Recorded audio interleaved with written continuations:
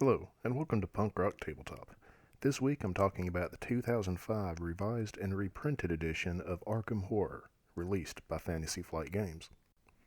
In this game, the players take on the roles of various investigators within the town of Arkham, Massachusetts in the year 1926. In an effort to prevent the Elder God chosen at the beginning of the game to coming in and destroying the world. It's a pretty fun little concept. The base game that I'll be mostly talking about, since I have yet to pick up any of the expansions, supports 1 to 8 players, and playtime you can guesstimate, again depending on the amount of players, somewhere between 2 to 4 hours. There are many little details as to why I do particularly enjoy this board game. One of the main reasons is it is a cooperative board game. The players are not necessarily playing against each other, they're sort of playing against the game. The game itself controls when and where monsters appear and move, and the combat is just all mechanics and dice rolling. Therefore, the players can either act sort of as wild rogues attempting to reach the end goals on their own, or they can work together as a team. Now, since there are multiple ways for the game to end, sometimes working together as a team can be a little difficult depending on where the players kind of see themselves when the end game arrives. As I mentioned before, the players are attempting to stop the arrival of an Elder God, one of the many Lovecraftian Elder Gods in the Cthulhu mythos. The players can really have one of 3 outcomes. 1, the players stop the Elder God from waking up and destroying the world. This personally is my main goal, because who wants to go one-on-one with Nyarlathotep or Cthulhu or any other big monster baddies that can come out? The Elder God could awaken, at which time the players enter a combat sort of scenario with the Elder God and attempt to take it down. Or the Elder God awakens, the investigators fail, and the game itself wins, and every player is a loser. Now, for most of the games that I bring to you here on Punk Rock Tabletop, I attempt to go over most, if not all, of the rules. That is not possible, really, for Arkham Horror. The rules are very rich and very deep, and it would pretty much devolve to me just reading you the rule book, of which there are 20, I believe maybe 30 something pages of rules. So for here, I'm just going to go over a brief sort of primer as to what you might need to know about this game before picking it up, keeping in mind that if you do decide to play it yourself, spend some time to read over the rules. One of the biggest critiques about the game is the thick rule book and the vast amount of rules and intricacies, but that's one reason why I enjoy it. The game itself, in my opinion, can serve as a great bridgeway between board gaming and roleplay gaming. As the game begins, every player chooses one of the investigators or characters to play as. Each of them does have their own little backstory and unique sort of starting equipment and skills and whatnot. So you can kind of pick someone similar to your play style, or one thing that's fun for me and my little group that I play with, pick someone that we want to role play as that night. The back of each investigator card provides a full history of the character, so you can get into that character's mind and perhaps in-game choose the decisions that that character themselves would make. Each character has their own unique set of scalable and adjustable skills. At the beginning of each turn, you can sort of adjust how you're wanting to move and use that character that turn. For example, the move skill that determines how many spaces you move, that can be adjusted up and down whether you want to move faster or if you want to be a little bit more sneaky. Not move as fast, but have a higher chance of being able to sneak past monsters. The number of the particular stats corresponds to the amount of 6-sided dice that you're allowed to roll on a skill check. For example, if you're required to make a lore 4 check, or a lore check, you roll the amount of dice that are in your lore. Say you had 4 as your lore, you'd roll 4 6-sided dice. If it's a lore -1 check, you would roll 3 6-sided dice. Successes are counted as 5 or 6s on the dice. For example, if you roll 4 dice, you have 1 5 and 2 3 and 1, you did succeed on 1 success.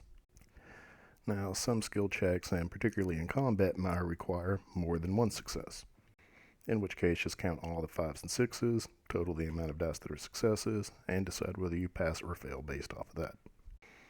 So after choosing your character and setting your starting stats, it goes into the main gameplay of Arkham Asylum.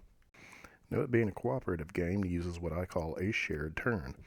At the beginning of the turn, all players can adjust their stats if necessary. Then all players move. Depending on where they end their movement, they either will or will not have certain encounters, as determined by the encounter cards that each player draws, depending on where they end their turn. Then after each player has their encounter for that turn, it moves on to the Mythos phase, where the top card of the Mythos deck is drawn.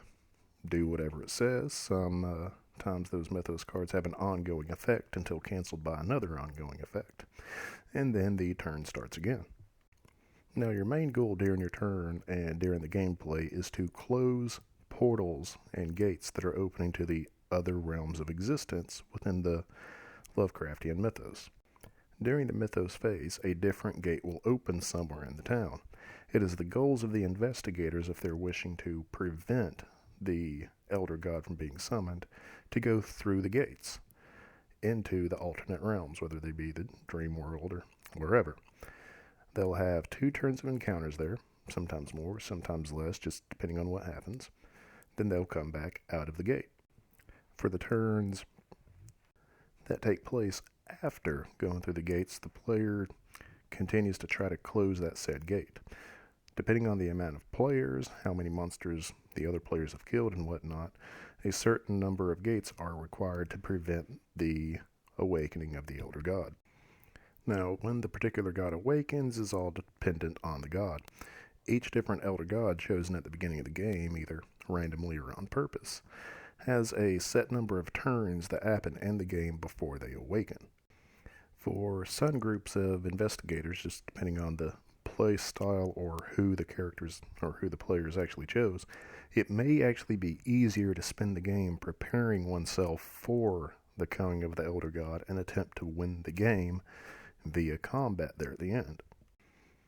But again, I know personally I prefer the close the gates, let's not even get this guy awake strategy, but again, everybody's a little bit different, and it can sometimes be a little bit more fun having dissension within one player group. But the playstyle of you and your particular play group might be different than me and mine. So that's half the fun of this game, is seeing how different people react to a cataclysmic event oncoming. Now, I mentioned earlier that this game could be a great bridge in between board gaming and tabletop roleplay gaming RPGs. I say this because one of the basic mechanics of most tabletop RPGs is deciding the outcomes of particular actions with dice rolls and counting successes. In Vampire the Masquerade, all challenges are given a number between 1 and 10. You look on your character sheet, figure out how many dice, 10-sided dice you get to roll those dice, and if you have those numbers or above, they're counted as successes and you win that particular action. Combining success-based dice rolling with storytelling and role-playing is pretty much the basis of every tabletop role-playing game I have played. So if you and your group are kind of uncomfortable just sitting down with books and dice and getting into the full role-play game setting, this is a great bridgeway in between the two. You have a map, you have a board, you have pre-made characters. See if you like that gameplay style, because if you just want it to be a board game, you can just have it be a nice, long, good, deep, rich board game. But it can also be used as a jumping off point to enter the wonderful world of tabletop RPGs. But for now, that's all I have for you today about Arkham Horror here on Punk Rock Tabletop.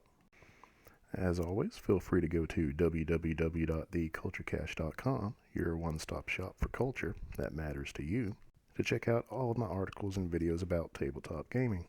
While you're there on the site, if you have an interest in video games or comic books, or if you're a cosplayer, we have sections there devoted for you, handled by our own experts. If you see anything on the site that you like or you're interested in, or if you just remember you need to order something from Amazon.com, click on one of those Amazon links there that we have on the site, www.theculturecache.com. It costs you absolutely nothing extra, and it helps us out a little bit. And do you have a topic you'd like to see me cover here on Punk Rock Tabletop? Or if you just want to help us fight the oncoming awakening of Azathoth, feel free to click that donate button.